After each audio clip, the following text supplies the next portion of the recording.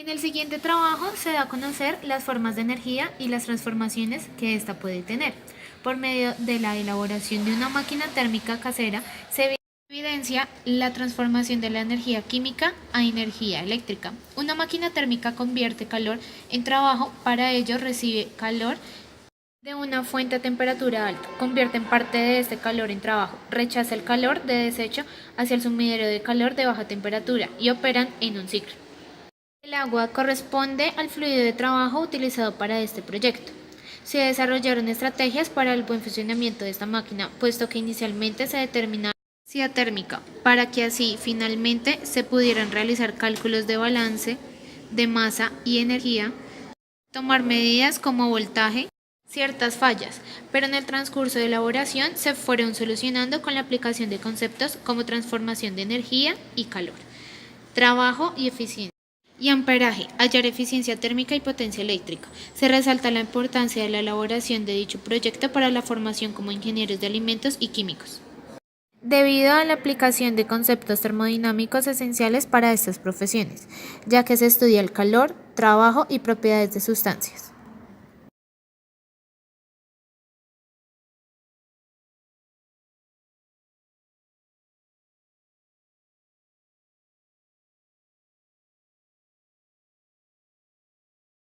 Se inicia abriendo un orificio pequeño a la lata con un taladro. Se inserta el capuchón de una jeringa y se sella con la masilla epóxica. Se deja secar aproximadamente 20 minutos y finalmente con la aguja caliente se abre un orificio en el capuchón para que por medio de este se introduzca el agua y salga el vapor. Se toma el alambre de cobre y se moldea de tal forma que soporte la lata. Se procede a pegar esta base en la tabla de madera con una masilla epóxica. Con el recipiente de vidrio se elabora el mechero de la siguiente manera. Se toma la tapa y con el taladro se abren 5 agujeros. Por medio de ellos se inserta la estopa y se agrega 60 mililitros de alcohol. Para elaborar la turbina se toma la lámina de aluminio y se traza un círculo, de tal forma que se puedan diseñar las aspas de la turbina. Se recortan y se pegan con superbonder a un círculo de corcho.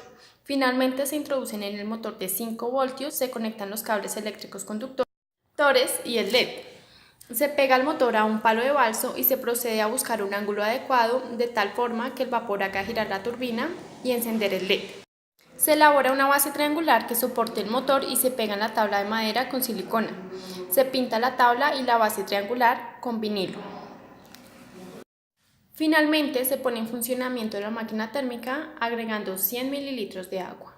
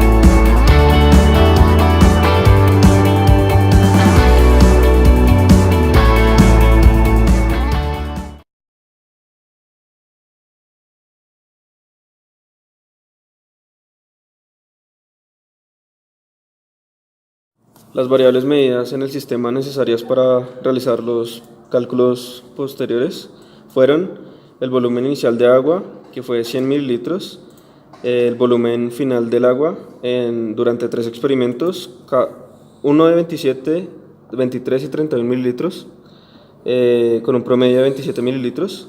El volumen consumido del alcohol fue 60 mililitros para los 3 experimentos. El voltaje, amperaje y tiempo de medición de ambos se midieron 4 veces, 3 de ellas con los multímetros por separado y una de ellas con los multímetros al mismo tiempo. El promedio para el voltaje fue de 1.8543 voltios, para el amperaje 0.045 amperios y para el tiempo 75.33 segundos.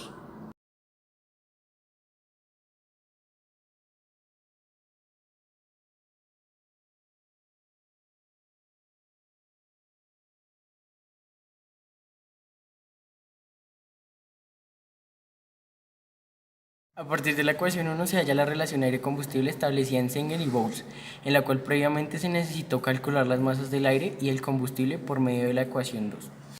Con la ecuación 3 se encuentra la cantidad del flujo 2, posteriormente se realizó un balance total, ecuación 4, para hallar el flujo 3. En la ecuación 5 se realizó un despeje para encontrar el valor de la composición del nitrógeno en el flujo 3. Después en la ecuación 6 se evidencia la suma de los balances de CO2 y H2O. En la ecuación 7 se factoriza el flujo 3 y se suman las velocidades de reacción. La ecuación 8 muestra la igualdad de que la suma de las composiciones en el flujo 3 es igual a 1 menos la composición del nitrógeno previamente encontrado. En la ecuación 5 además, a partir de la ecuación 8 se despeja la velocidad de reacción. En la ecuación 9 y en la ecuación 10 se despejaron las composiciones en el flujo 3 de dióxido de carbono y agua.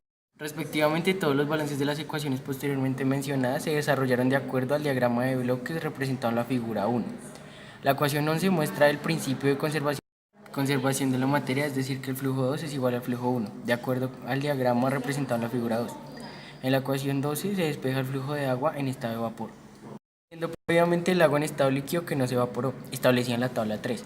En la ecuación 13 y en la ecuación 14 se despejaron las composiciones en el flujo 2 del agua en estado líquido y en estado de vapor.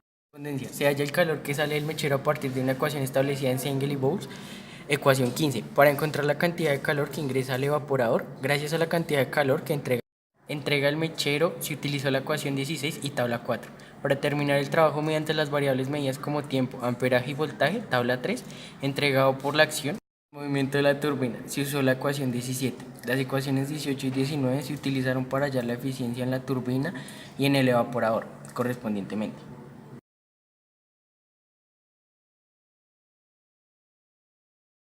El calor que ingresa al evaporador, una parte de esta cantidad se transformó en el trabajo neto de salida de la turbina, como se observó.